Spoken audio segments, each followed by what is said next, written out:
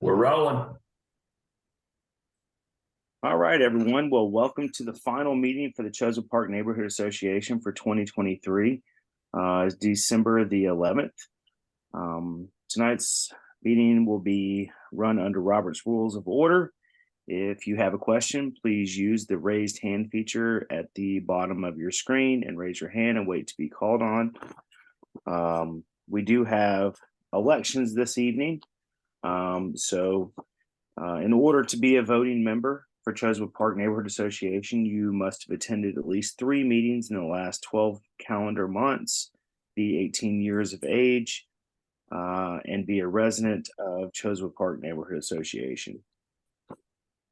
So first off, let's go ahead and get going with the agenda from last month. Can you pull that up, Mr. Secretary, for November? Indeed, I can. Perfect. Are there any objections to the November meeting minutes?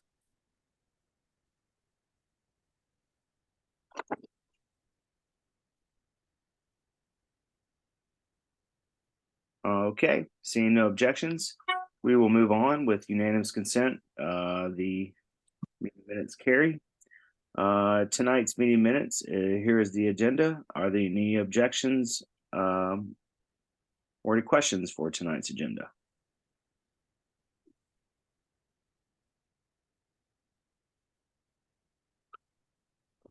Okay, seeing no objections to tonight's meeting minutes, we will move on based on unanimous consent. And we will begin the meeting with, do we have a public safety officer here this evening? I do not see one. We will come up to the public safety officer if Major Richter gets on or Sergeant Pettis. If not, please join the MPUY monthly meeting tomorrow or next Monday, 7 p.m. In order to get a full public safety officer report, which includes Chosewood Park and the entire MPU. Comments from elected officials is the next agenda item. I do see Michael from Councilmember Winston's office is here. Michael, I will allow you to have the floor. Okay, thanks, Jacob. Happy Monday to everybody. I did have a few things to share, and I can add my contact information in the chat too. Just from a kind of legislative perspective, this past month, Councilmember Winston introduced some legislation to help the city go green. It was to allow the city to get about $250 million for the EPA Solar for All program, which was good news. Good to see that move forward. Last month, there was also the Complete Streets Project information session for Boulevard. Councilmember Winston partnered with the city's Department of Transportation for that. I can add a link to the project page for that one in the chat. There's also a comment card. If anybody has any additional comment they'd like to provide, I can put that link in the chat too. It was actually about 110 people to show up for that. So appreciate anybody that came out to hear more and provide feedback. Their DOT is working on an FAQ, frequently asked questions page for that project too. So once they compile all that information, they're going to put that on their site. Oh, hold on one second. Sorry about that. And then I know stop signs is always a topic of interest.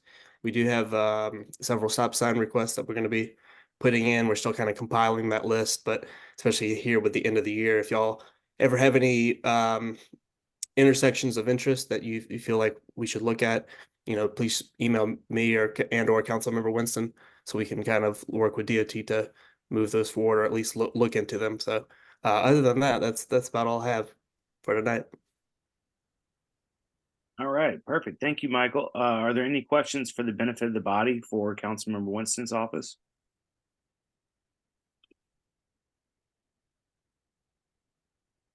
All right, seeing none. Thank you, Michael, once again for coming tonight. We greatly appreciate it. Thanks, Jacob. Up next on our agenda is the Treasury report. Is Christina on the call this evening? I haven't seen her yet. I'm here. Oh, There's- whoops. I'm here. I'm on cell phone tonight. Gotcha. The floor is yours, Madam Treasurer. Hi, good evening, everyone. I don't have the bank statement. Actually, the meeting caught up with me, so I'm gonna have to provide it to you, I guess, the next time. But I will make sure to give it to whoever is elected coming on board in 2024, and I'll make sure to pass on the credentials as well. And there were no changes this month, correct, Christina?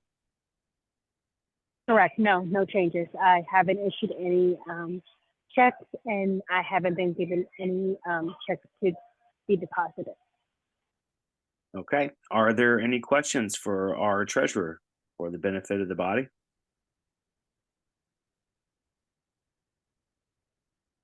All right, perfect. Thank you, Christina. We appreciate it. Up next, we have our committee reports. First off is our Friends of Chosewood Park Neighborhood Association. Let's see. I don't see anyone here. I do have an update that I will go ahead and read off for the Friends of Chosewood Park. The upcoming events for, first off, we have elections December the 16th at 9:30 a.m.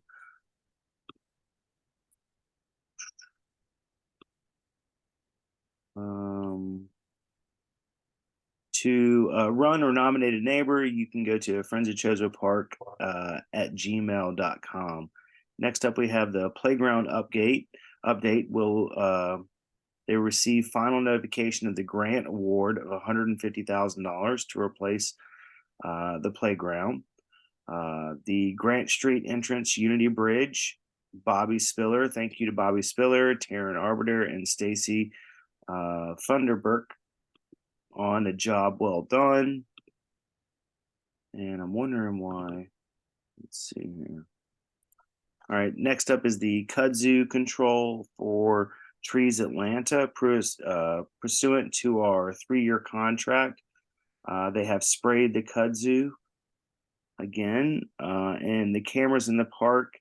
Taryn made a request to the DPR commissioner, Cutler, with support from council member regarding getting a camera in the park. And broken bollards. Taryn and Shannon requested bollards in last year, which were installed in the park, and someone ripped them out. So we've had numerous requests to get the bollards fixed. This way, motor vehicles are not allowed to park actually inside the park. So those are the updates from Friends of Chosewood Park. Are there any questions for the Friends of Chosewood Park Committee?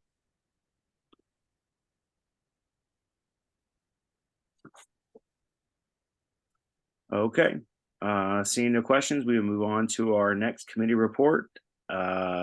Julie Kopsa with the Transportation Committee. You have the floor. Hi, well, I don't have too many updates. Michael, which I'm glad to see that there's a representative from the council member's office. Thank you. There was the meeting. I know Jacob and Nicole were there and able to stay longer about the Boulevard revamp. And I do suggest anybody to go on, put their comments, because we all have to drive on these streets and we have a lot of people coming into our neighborhood. So this is an opportunity to use our voice. Other than that, last meeting I presented, some ideas through Propel Atlanta. And I think Nicole and I were going to sit down and talk in the beginning of the year about how to utilize what we can utilize and, work towards getting some of that done in our neighborhood to help slow things down. I did put in the request with the city to try and keep some of the big trucks off of the main thoroughfares that they're not allowed on. I think Hill and Grant are the main 2 ones that vehicles over 6 wheels aren't allowed on. It's the city of Atlanta. I'm learning to be very patient, but I'm, squeaky wheel gets the grease, and that's pretty much where I'm at. Nothing extraordinary. We are going to have traffic jams with all the construction and all the people coming into our neighborhood. So hopefully we can work towards something and maybe set an example for other parts of Atlanta. That's my idea. But again, any comments, desires, wants, wishes, ideas, I'm open to all of them and trying to find all the right people to hear it. That's where I'm at. All right, Julie, can you put your information in the chat? If anybody has any questions or any wants, desires, or questions regarding the transportation, please feel to reach out to Julie. I did get something back from Councilmember Winston's office regarding resolution requesting a always stop controlled intersection at the intersection of Inglewood Avenue and Grant Street. Have you seen that, Julie? No, I haven't. I'm not sure if this has been adopted or not. I do see that Michael's still on here. I'm not sure if we could give us any updates on that, but that I believe that is something that just came about. Angle, and so coming out of the city of Atlanta work property and like so across there and always stop, I guess. So 2 stops on Englewood then. I'm not sure. I was going to allow Michael to answer that one. Okay. Jacob, what was the intersection again? Inglewood and Grant. So it's actually Julie, it's obviously on Inglewood, so it's a stop sign for the intersection of where the Department of Watershed is at. Let me look into that. I know that we, like I mentioned, sent in several intersections to the research and policy staff, and they've drafted legislation accordingly. I'm actually recovering from a cold, so I've missed that last council meeting. So let me go back and double check to see if that was introduced, but that does ring a bell. But happy to double check on that, Jacob. Yeah. Oh, I have a question for you, Michael. For some of the stop signs that are harder to see, especially at night, what is the best way to go about to maybe adding some more of like the modern technology? Like some of them have like LED lights, because a lot of the stop signs on Hill Street get run a lot. And I'm just gonna give people the benefit of the doubt that they can't see them, because I know they care. But what is the best way to exercise, like get the DOT to update them or make them a little bit more visible? Essentially, I think with any kind of traffic improvement, especially at an intersection, there's legislation introduced that's adopted to basically do a study, a look into those intersections, and then it's a question of kind of how much we can, in some regard, push and prod DOT to do it, because obviously there's limited resources, and sort of a time frame that they can do it, and sort of working with them on their recommendations and their suggestions. But we're always happy to, let them know that, hey, the neighborhood is interested in this. What kind of feedback can you provide? So if you ever have any suggestions like that, let us know. What was the particular spot you mentioned? There's 2 on Hill Street, mainly the one at Nolan in Hill is I see a lot of people running it. Okay. I mean, really both of them on Hill. Like, and when I say running, I mean like flying by them, not even like a attempted rolling stop. Right. More Danger. at night than during the day, but both occurrences. And the police have been out there, so we're, like that's not the thing. It's just, well, not so much at night. But anyways, again, giving people the benefit of the doubt and also maybe to incorporate some of the modern technology that we have out there with LEDs and solar power. I just wasn't sure, but I have your email address and I can do like a group email to like you and Jacob and maybe the DOT. I have some contacts there and we can see what we can do to move forward on that. Right. Sounds good. Thank Thank you. you. All right. Are there any other questions for Julie, our traffic care chair committee chairman? All right. Well, thank you, Julie. We appreciate it. Yeah. Thank you. All right, moving on through to our voting matters. Tonight we have our yearly elections for the Chosewood Park Neighborhood Association Executive Board. We have 4 positions on our Chosewood Park Neighborhood Association board. We have the president, the vice president, the secretary, and the treasurer. Do we have, Mr. Secretary, do we already have the polls set up for these? We do. I made for the 2 that are unopposed as of now too. So I don't know if we need to go through all that if you're unopposed, but I've got them set up just in case. Yeah, so we have the I guess the presidential role and the treasurer role is unopposed. Is that correct?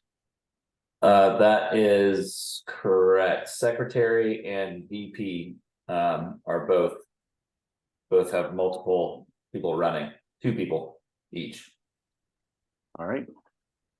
So for the, and just to make sure you can help me with, can we pop that up on the screen as far as who is running for the positions?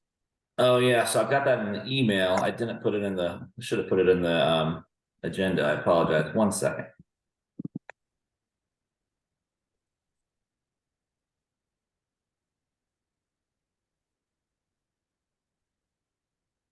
Let me do it like this.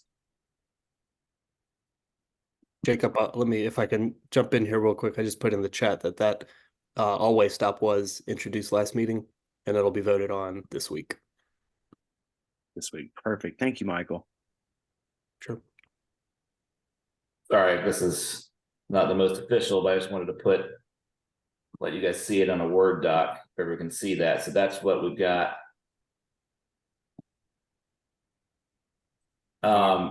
And Paul McMurray, are you running for secretary as well? I'm not going to run for secretary. I just put it up there. I didn't know what Nicole was going to do. Okay, so really we only have, in that case, we just have 1 voting matter then tonight. Is that correct?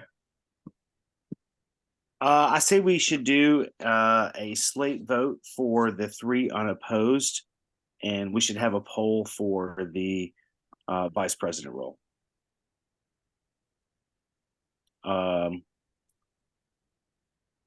Ms. Weiswasser, you have your hand raised. You may have the floor. I motion to slate vote the president, secretary, and treasurer position. Seconded. All right, motion. The motion on the floor is to have a slate vote for the president, secretary, and treasurer roles. All in favor? Please use the raised hand feature. Mr. President, I believe we're doing the poll system. Is that correct? Yes, we could use the poll system. Okay, so I apologize. I set them all up individually. I didn't put them together before, but I can do that. Just it'll take a second. I think it'd be best just to verify voting eligibility and for record keeping. Even though it's Okay. so. Well, do you guys mind if I do them individually? That's fine. So So we'll start with the CPNA president role for 2024. Please, the poll has been put up. Please go ahead and submit your vote.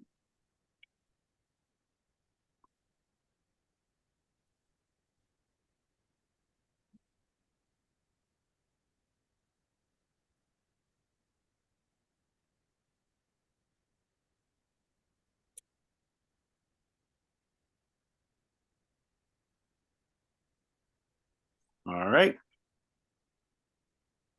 and I've got Christina's vote and mine. She can't do it on the phone. So I think that might be everybody then, because it's 17 of 19, and that's me and Christina as well. Okay. So that would be, congratulations, Jacob. According to my calculations, you're 19 for 19. All right, sounds great. Amazing. Okay. Yep. All right, let's move on to Bob, did you have your hand raised?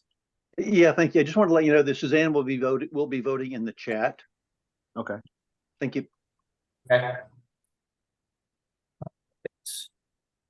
Now let's move on to secretary. Does that sound good?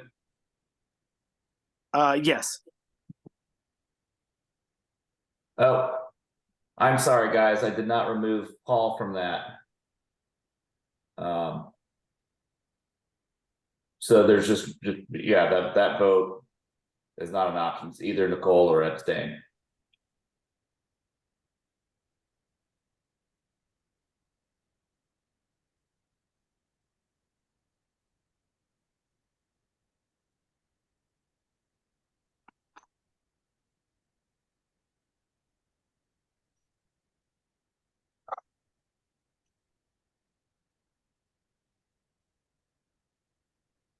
All right, that's 17 of 19. So I think that does it. If I can end that poll. All right. So are you going to move on to the treasurer? Yep. All right. Let's do treasurer. Unopposed, Catherine Womack.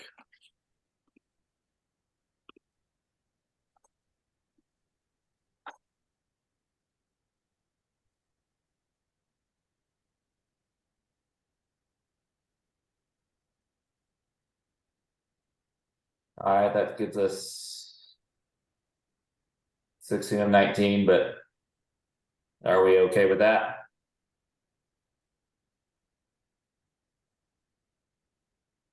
All right. Let's say yes, so that will be congratulations to Katie.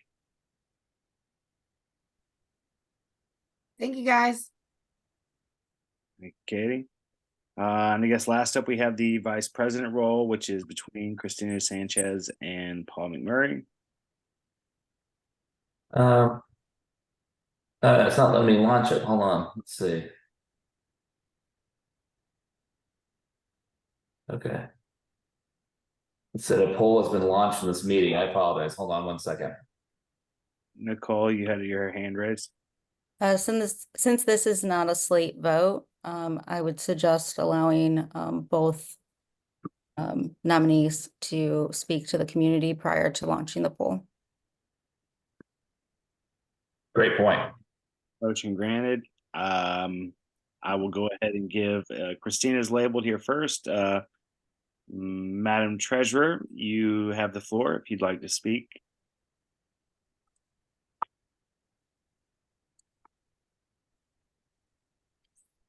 Mute. Hi, everyone. Can everyone hear me? Yes, we can hear you. Okay. I'm just on the phone, so it's a little bit difficult for me since I'm out of the computer tonight.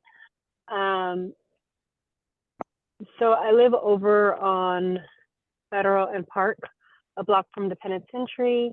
I've been in the neighborhood since 1989, so I pretty much know the gist of the neighborhood. And I just felt that I'm a good representation for the neighborhood. I don't know if anybody has any questions they want to ask me. I can provide feedback or. Are there any questions? Sorry, I was caught off guard. It's okay, Christina. Are there any questions for candidate for vice president? All right. Well, thank you, Christina. We will now give the floor over to Paul. Hello, hello, everybody. This is Paul McMurray. I've lived in the neighborhood for 40 years at Eric Street. I have been in various other positions in the community. I am the author of the history of Chosewood Park and how the streets are named.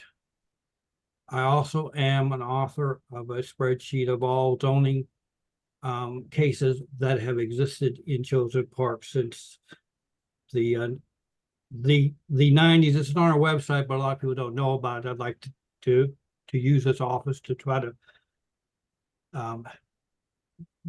get that particular item available to everybody.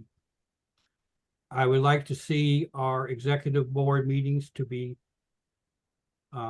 public meetings, just as the MPUY executive is public.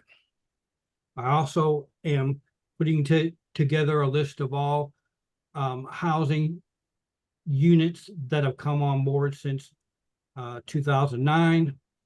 And as everyone can probably guess, we have over 8,000 potential housing units in the community, but only 305 single-family detached. At the MPU in the community, I would like to also work to assure that our single-family core is protected and expanded. Thank you. All right. Well, thank you, Paul. Thank you, Christina.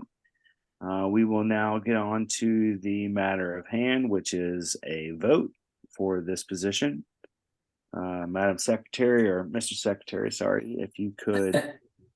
So real quick, Jacob, I don't know what's going on. The 3 polls that were unopposed, of course, worked perfectly, and it will not let me launch. It says there's another poll. Does anyone see another poll option on their screen?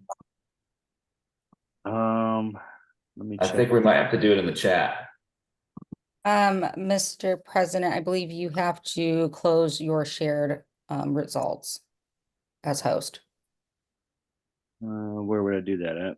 If you click on polls and quizzes on the bottom, it should pop up the screen Got it. Close. and then close them out.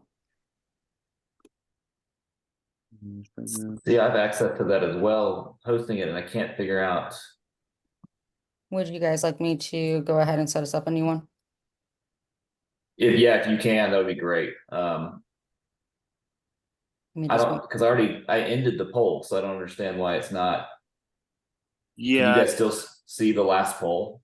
it keeps coming up for the treasurer poll for me. Let me see if I can. Oh, what if I stop sharing? Okay, hold on 1 second. Okay, now I can do it. Crisis averted. Perfect. I had to stop share. Okay. Let's go ahead and launch that. All right, the poll for vice chair is up. Please pick your candidate and submit your vote.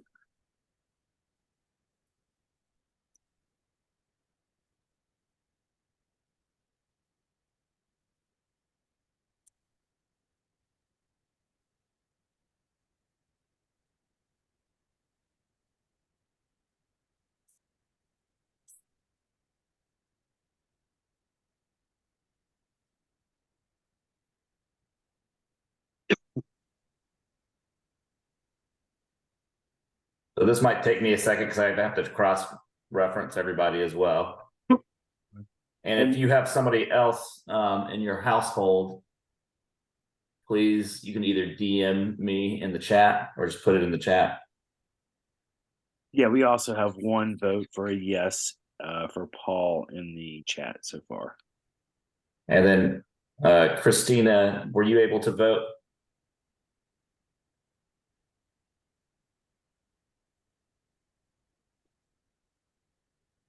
And I'm not able to vote myself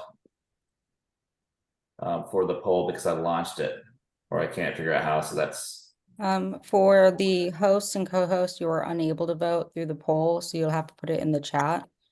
For anybody that's on the phone, they'll have to go to the more section and use the chat in order to vote as well. Or under more, there is actually the polls, I'm sorry.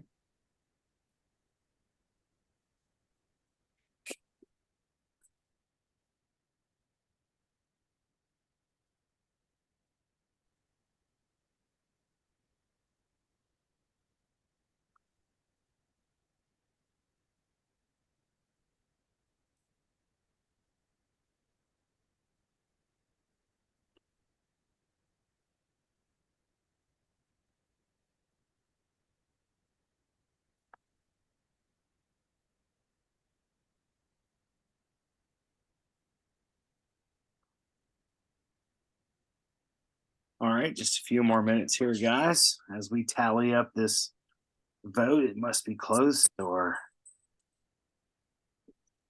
Yeah, it is very, very close. And I want to make sure that we've all been to 3 meetings. Which almost everyone in this chat has been. So give me a second because I'm going to close the poll down in here in a second. And I just need to cross check that everyone has attended 3 meetings in the past 12 months. all right. Thank you, Mr. Secretary. So yeah, you can go, feel free to go ahead and move along and I'll update us as soon as we can. All right. Election night continues. The drama will move on as our secretary will read out the results here momentarily. We will move on to our next order on the agenda, which is our old business. First off, we have the legal counsel update. We were not successful regarding bringing any type of adjustments or amendments or possibly stopping what we originally had brought in legal counsel for, which was the developments that were located on McDonough Boulevard, 514 and 6 McDonough. The legal counsel that we agreed on, or who we were able to find, and we had hired through a retainer fee, Linda Dunleavy, has reached back out to us and asked if we wanted to continue our services with her. I wanted to bring this up this evening regarding if we would like to continue with her. I do believe that maybe we could continue the conversation with comprehensive or community beneficial agreements to be proactive with that. But I wanted to bring this up before the body tonight and see what the thoughts were as far as legal counsel goes regarding community beneficial agreements and how we would like to handle moving forward with the legal counsel. Mr. Abernathy, I see you have your hand raised. You have the floor. I don't think we should move forward with any more legal counsel. You know, and I raised this at the time too. If we can't find counsel who's been and able to go at the problem here, which was the city's zoning office, I don't know what else. I mean, we don't have other recourse there, and I don't think we need legal representation to enter into a community benefits agreement. I mean, those are pretty form documents that are just dickered back and forth between the parties. I don't think legal counsel is going to need to show up and effectively negotiate. I think we have people in the community who could handle the community benefits agreement negotiation without expending funds, and I don't see how we can possibly justify other to do anything other than address the actual problem here, which was a failure of the zoning office. Right. And regarding, the problem I think it comes down to is getting someone to actually do the work. And when you retain someone and you ask them, they tend to go through and actually follow through, finish up the work, or at least give you some type of feedback on how you can move forward. The biggest issue that we have right now is, I agree, Mr. Abernathy, if we could find somebody that would be willing to find the right verbiage, the language, and put something together, because I don't believe that every site should have the exact same community beneficial agreement. I think it should be site specific based on size of development, size of impact fees, what we're asking for, those types of things. I think it just becomes, something that, from the executive board's, mindset. First of all, the time it takes to be able to sit down and mitigate and go through something like that. And then also whether we have the expertise to write the correct type of agreement between the two bodies. So I'm all for if we could figure out a way to do this in house. But this as it stands right now, obviously we have still a retainer balance that's available. We have opportunities to be able to deal with a lot of these different developers on different levels. So if we could maybe possibly, the next meeting, bring up some type of idea, some type of group, or get people that want to be involved in something like this, I think that's a great idea. I just don't want the neighborhood to miss the opportunity to be able to collect funds and use them for community beneficial stuff. Nicole, you have your hand raised. Thanks. So my understanding is that we're looking for legal representation to help write the contract for CBAs, not to negotiate them with these developers. And it's because a CBA, what it generally is doing is when we need something in our community and we're getting money from these developers or getting like Atlanta Housing, how we're getting the bridge installed, there would be a legal document that states what it is that we're receiving and also recourse if it's not received. Because a lot of times these CBA agreements are based on, provided based on conditions to approve their application, especially with SAPs and rezoning and things like that. And so more of a putting together that legal document, I believe, is what CPNA would need. As as you see, the executive board has already been successful in negotiating funds from some of our developers, as well as working with our subcommittees, Friends of Chosewood Park and CPCDC. So is that clear, Mr. President? Yeah, I mean, essentially that's what it is. And, to help us with possibly negotiating something with city council as well to get some type of legislation involved with this regarding impact fees. For me, the biggest issue is time. How much time is available to volunteer to sit down and go through these types of meetings. But I just this was a more of an informative type discussion, and this was just something to lay out there. So, Matt, if you want to get back to us and possibly jump in, I know this is your field that you're in. You might be able to assist us and help us with figuring out what's best with this. But just wanted to put this out there before the body so that we could start having this discussion and not miss the opportunity to start getting these community beneficial agreements set into place. And it's not just from the large developers. Let's also think about the smaller developers as well. I know that the smaller developers would like to work with us. Impact fees that are required for new construction on single family houses if there is not an existing structure there. So there's an opportunity there. I just wanted to make everyone aware of the fact that currently we have a amount of available with a retainer amount from the current legal counsel we have, and try to come up with an idea or figure out a way or a concept to be able to move forward, because we do have a hard time being able to obviously fight the developments as they come through, as we'll find out in the next order of business here. Are there any other questions regarding the legal counsel update, or any suggestions or any ideas?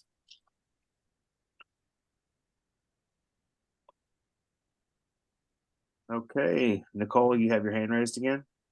Yeah, I mean, I know we have a few lawyers in the community. I mean, I would love to see if we can get some assistance just in writing the document, the contract. The executive board over the many years has put together multiple sheets of what the community wants and needs, and can continue to reach out throughout the community to find out what new items need to be added. But when it comes to writing up that legal document and making it enforceable, that's where we're lacking as as a board or as a community that is capable of doing that. So if there's anybody that has, that's able or willing to assist with that, then we wouldn't need to spend the additional funds.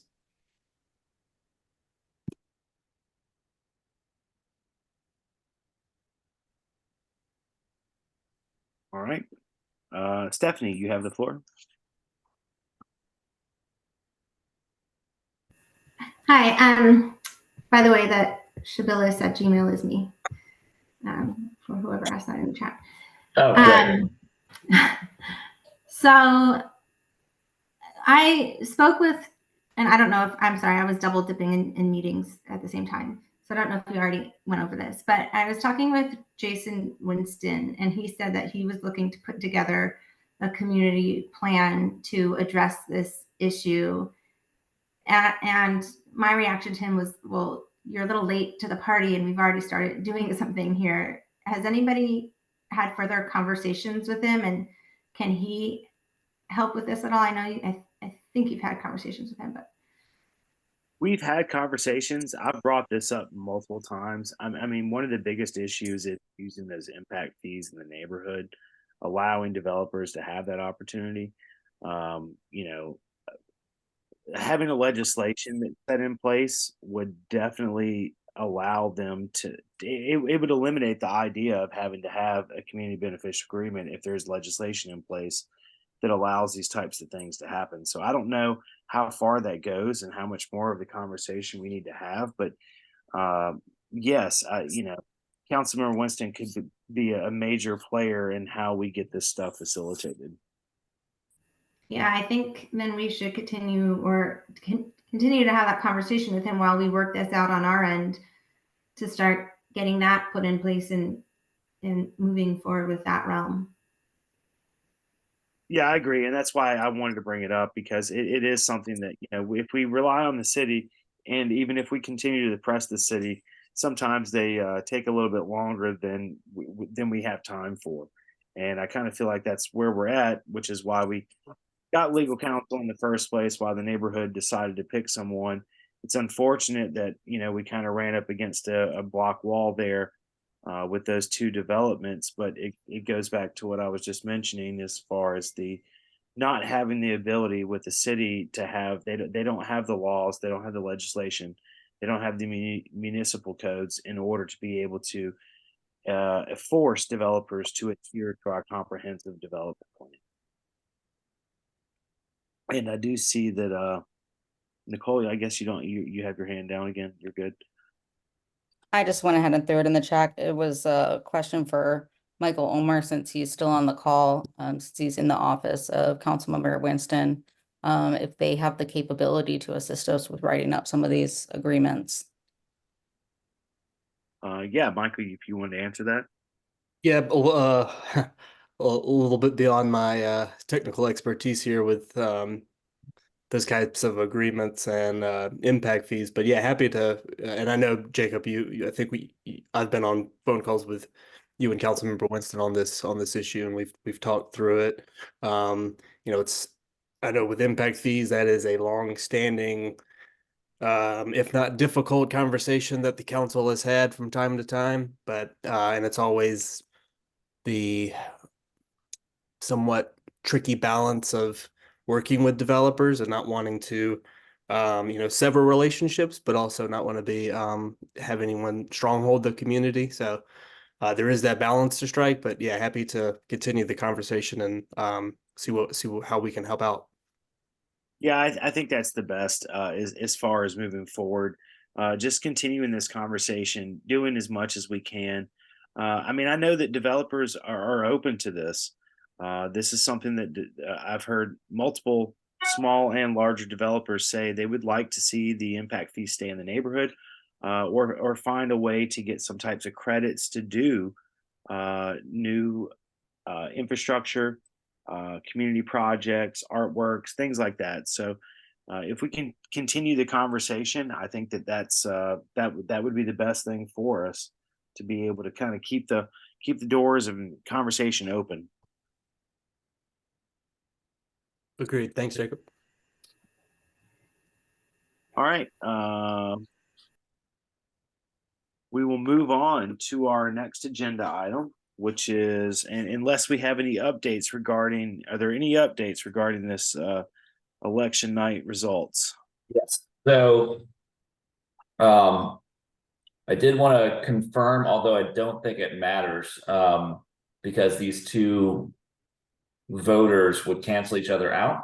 It was razor thin, but I wanted to check real quick with the results that I get from Zoom are all based on email addresses and not your names. So there's a couple that I just wanted to double check. The first one being mbunni@bellsouth.net. Who is that? I'm just trying to confirm that they've attended 3 meetings the past year.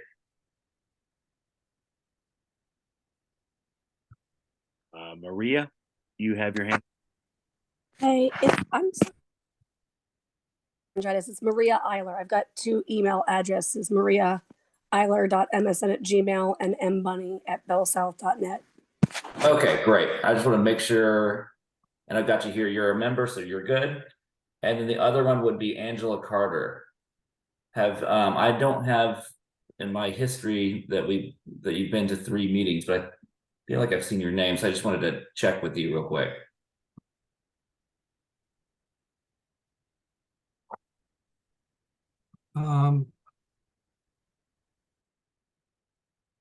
Is Angela on the call tonight? Angela Carter. Yep.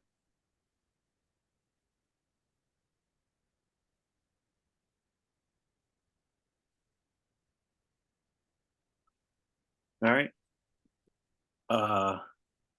Is that Okay, well and sorry guys that this is such a process. But I can't confirm that we don't have any record of a meeting this year, calendar year. Which vote is that for? That was a vote for Paul. No, I meant which email. Angela@gostovall.com. Yes, Ms. Stovall has been to multiple. Maybe there's another email address. No, well, that's, she's on here right now. Now is on the roster of participants. So, Yeah, Stovall's here. Okay, well, I don't know that I would like to block her vote, but I'm not sure it'll matter either way. I'm gonna go ahead and share the results here. Yeah, it's 50-50, huh? It's 50-50, but there were 2 votes for Paul in the chat, and there were 4 votes for Christina in the chat. Or text, which was, I don't know, can I share who they were? Or how does that work? Yeah, I mean, the voting. Just for full transparency, it was Suzanne and Ethan in the chat. And then for Paul, excuse me. And then for Christina, it is Laura, Colbert, Christina, myself, and I believe Jacob. So that would be 22-20 with Christina taking it. All right, just to confirm, let's see if you can verify and make sure that we have all of the voting requirements met for each one of the voters, and we'll come back to that as far as listing out the winner for the vice chair role. Sounds great. That's what I've been doing, is checking everyone. I believe everyone of the 18 are voting members. The only one I had a question for were those 2. We cleared up 1, and then it sounds like Angela Stovall Carter is as well, but just wanted to get some further confirmation from her. Yes, I know that they have attended a few meetings this year. I'm not sure if they meet the criteria, but I know that they've been to a couple meetings this year. Okay, sounds good. We'll move on and let our secretary finalize that tight vote. And we will move on to the old business of 1211 McDonald. This is the location that is just off of McDonald Drive in Milton. Just wanted to give an update that this SAP has been approved. This is an apartment complex that is commercial on the bottom floor of the corner of Milton and McDonald, with 101 apartment units, some market rate and some affordable. Are there any questions regarding the 1211 McDonald Drive SAP?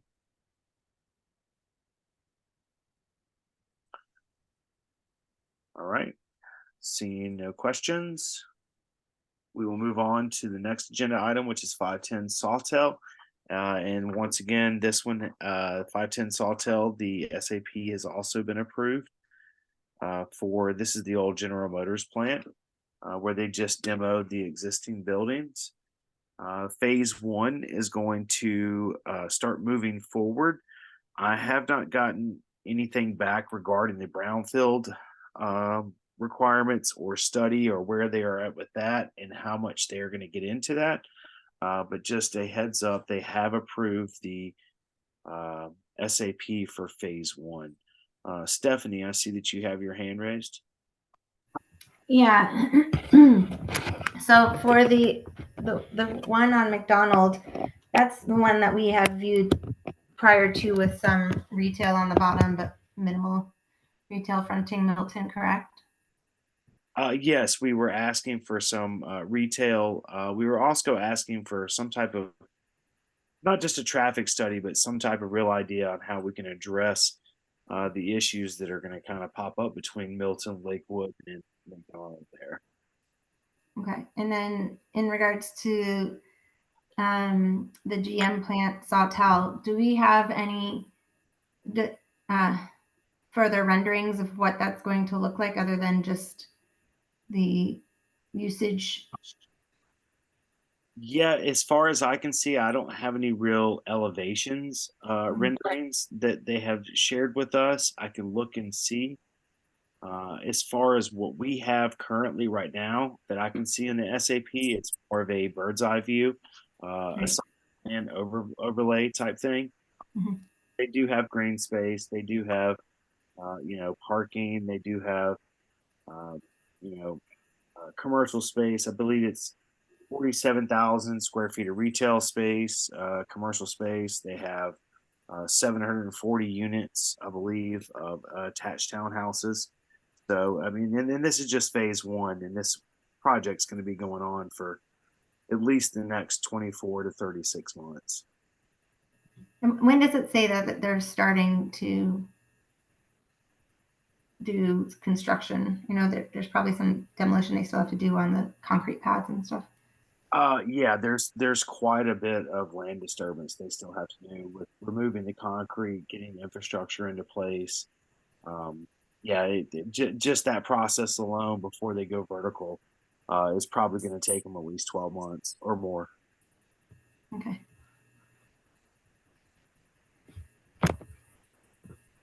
Any other questions? Ms. Weiswasser, I see you have your hand raised. Yeah, would you like me to share what we do have from 510 Sawtell as to the infrastructure plan that was approved, and then also the only application that's gone through, which is for section A and B? Yes, please go ahead and share it. And if we can add this to not only the Facebook page, I know we get some hits there, but also onto our webpage as well. Connor, if you want to let me share my screen. Yeah. Thank you.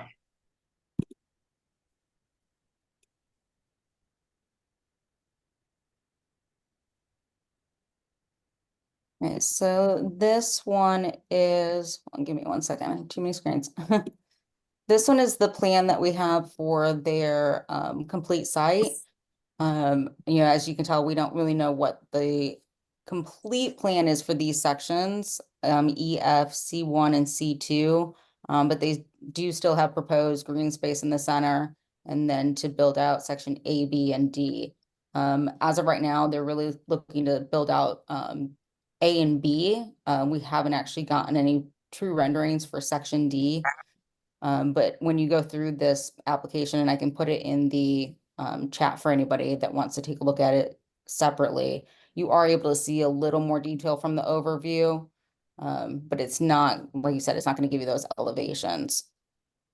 But I can show you also what the elevations do look like for section B.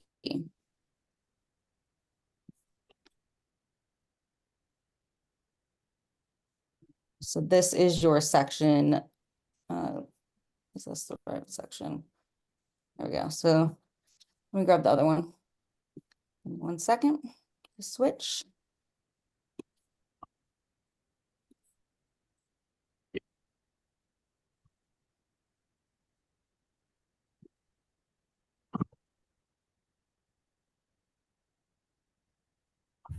Well, that looks better than what we've seen.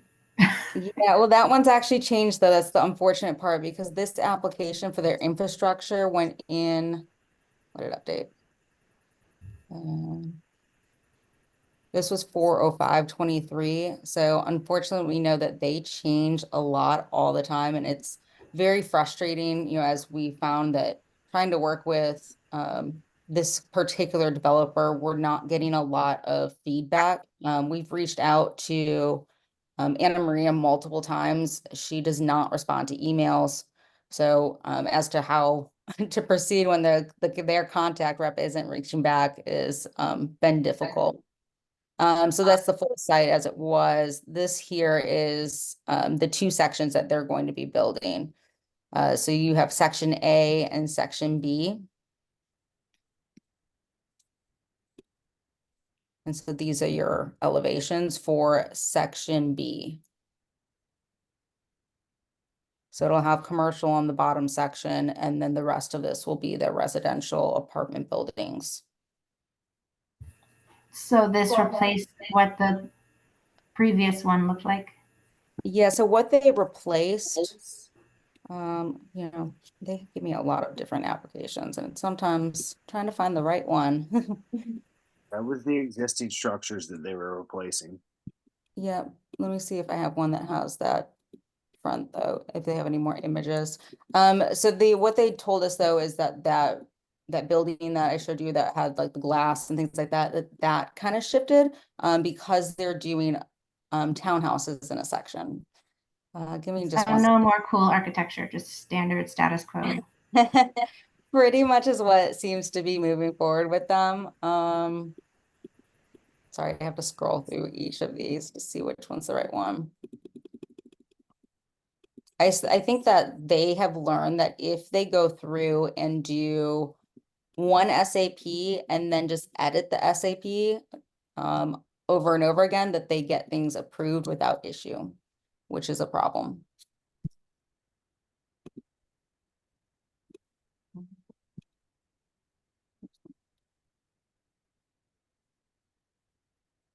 How do we prevent that? That would be a question for city council because I have not found out how. I mean, they showed up at our meeting being, oh, we want to work with the neighborhood, and they were all great, and they have 45 acres that are going to really change the dynamic of our neighborhood. It'd be nice if they came to more than one meeting almost, is it a year ago? Yeah, it's been a while since they've been in a meeting. We haven't gotten anything. I've reached out to their representation, Anna Maria Hazard.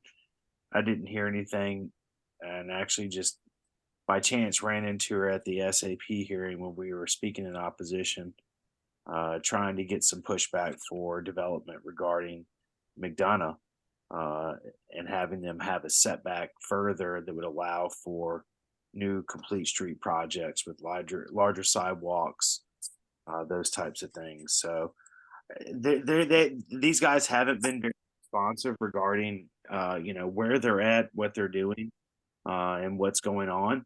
All we have is what we've been given with this SAP package. I feel like this similarly happened with Atlanta Housing Authority, where they showed us renderings of what looked like nicer things and then come out with their SAP and it looks just like this stuff. That's pretty ugly. It's really, I know I've expressed my frustration time and time again on this. Honestly, I think all, and Stephanie, we put this specifically in our comprehensive development plan, which is where I just gets involved.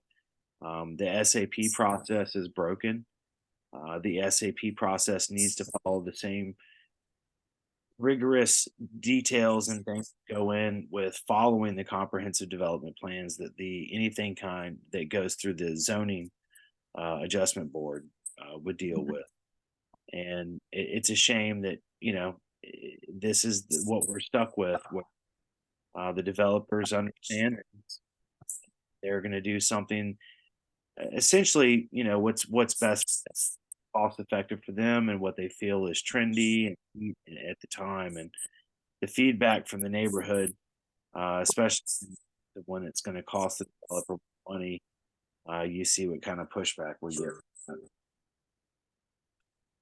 So just to show you guys, and I'm going to switch between two screens.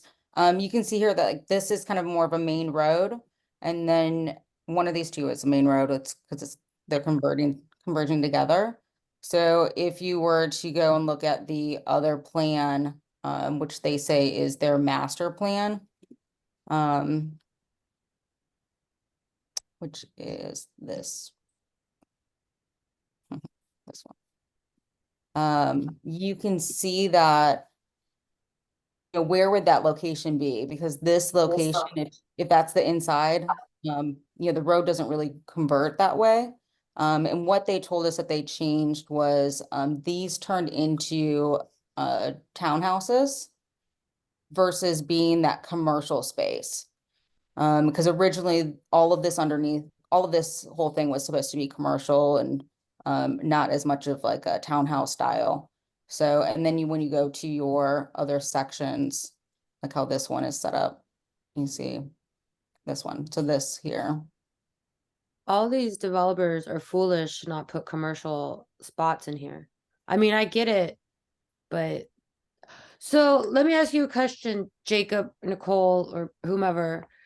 I mean, I understand the idea of wanting to get the legal counsel, but how much land is left? Like, even by the time we got lawyers or we created like a neighborhood, like a cohesive neighborhood plan, even through city council, like these people are already building it. Whatever they're building on Englewood, they came to the meeting and within like what, less than a week, they were breaking ground. And I don't even know what they're building is what they actually showed us, but it's a lot of concrete real close to the street.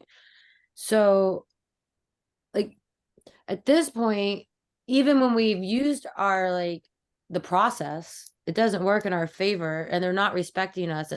And even if we move forward, like at what point do you where do you regain your control of the neighborhood as a citizen?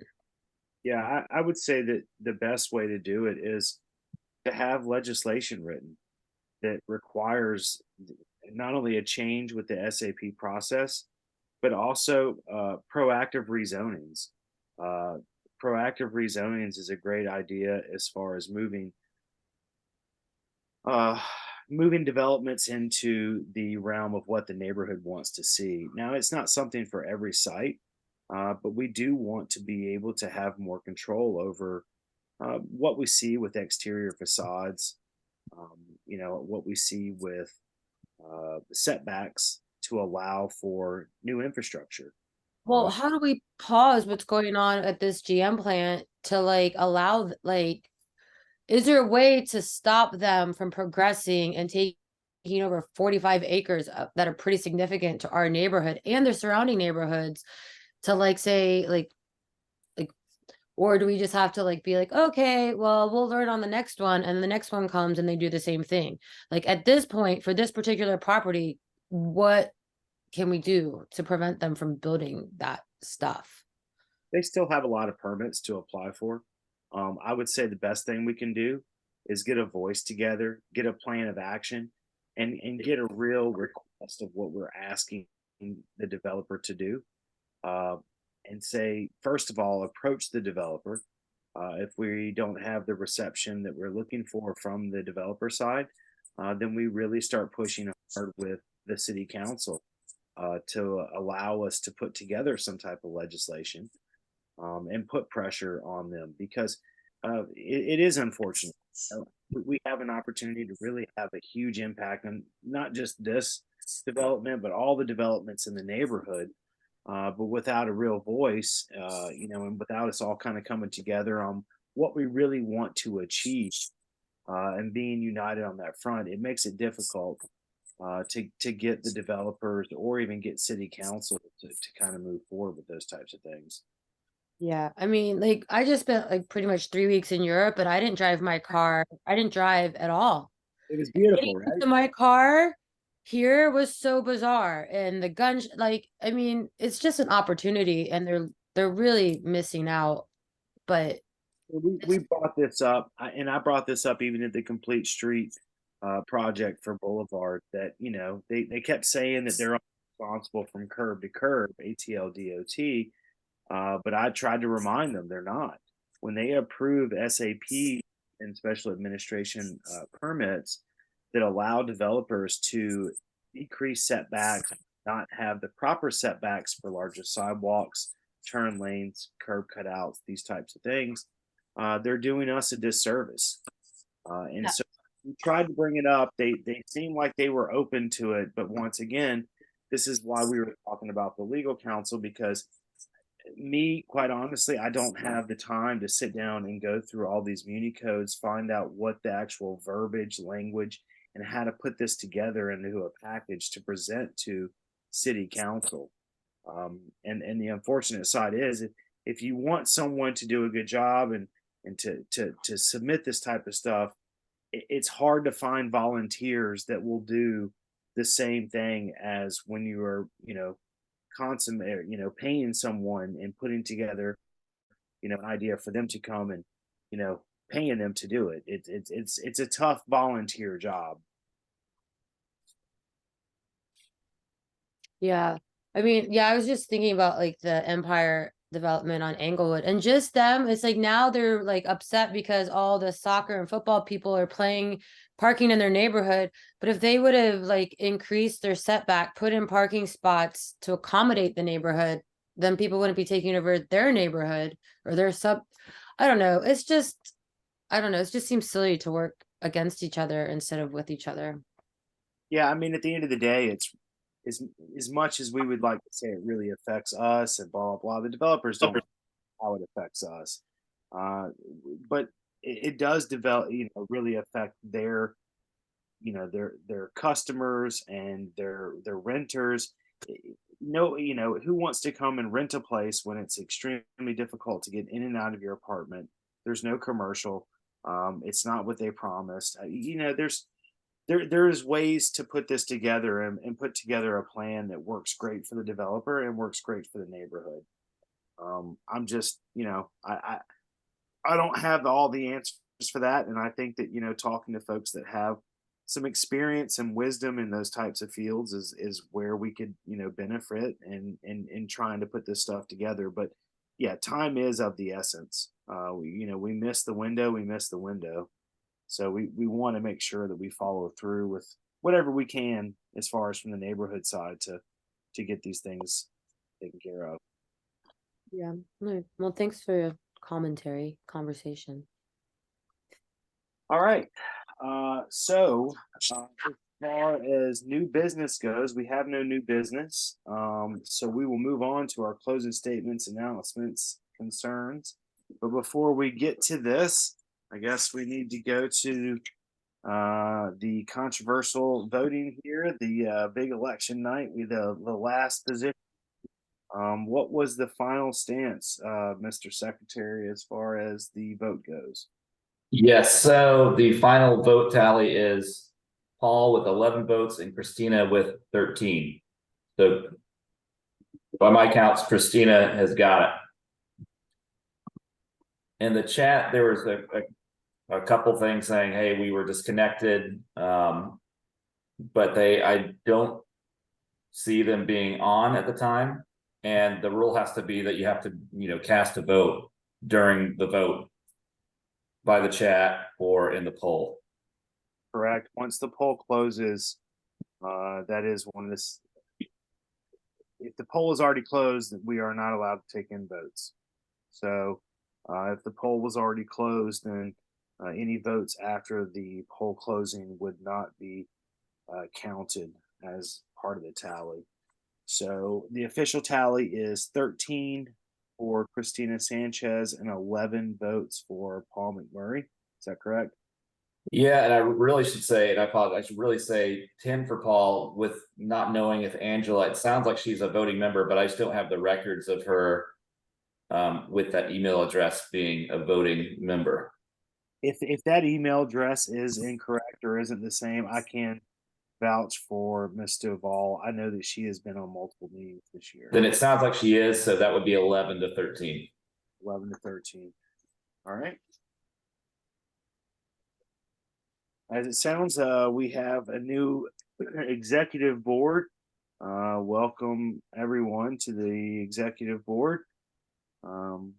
We appreciate everyone coming in and putting in the votes this evening. We did not have as many as we thought we would have as far as the turnout goes, but 25 is still pretty good for tonight. Are there any questions, comments, or concerns for anything regarding the neighborhood for the benefit of the body? Anybody want to say anything this evening?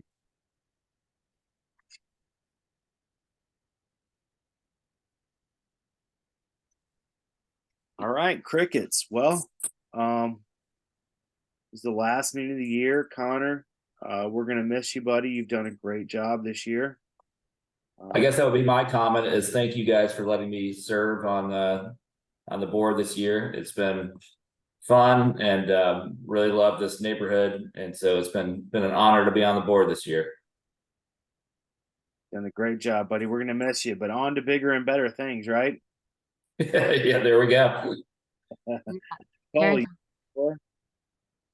Yeah, just thank you, Connor, for running such efficient meetings and minutes and getting us onto YouTube this last year. So that was a first for Chosewood Park.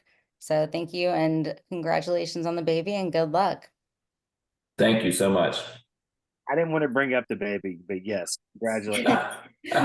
We did that another meeting. Yeah, you're gonna hear a lot of crying probably next year when I'm on. I'm gonna have to hit that mute button a lot more next year probably. Very excited. We like the babies, more kids. Yeah. All right. Any other questions, comments, or concerns for the Chosewood Park Neighborhood Association?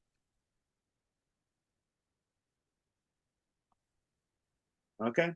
All right, everyone. Well, thank you so much for your time. I'd like to make a motion at this time to adjourn the meeting. Can I get a second? I second the motion. Sorry, we're all slow to hit them unmute. All right, seconded by, I believe it was Connor. He beat us to the punch. All right. Well, thank you, everyone. We greatly appreciate your time this evening, and we look forward to seeing you next month. The second Monday at 7 p.m. Good night. Thanks, everybody. Thank you, everybody. You have a great night. Night. Happy New Year. Yes, Happy New Year, everyone. Bye.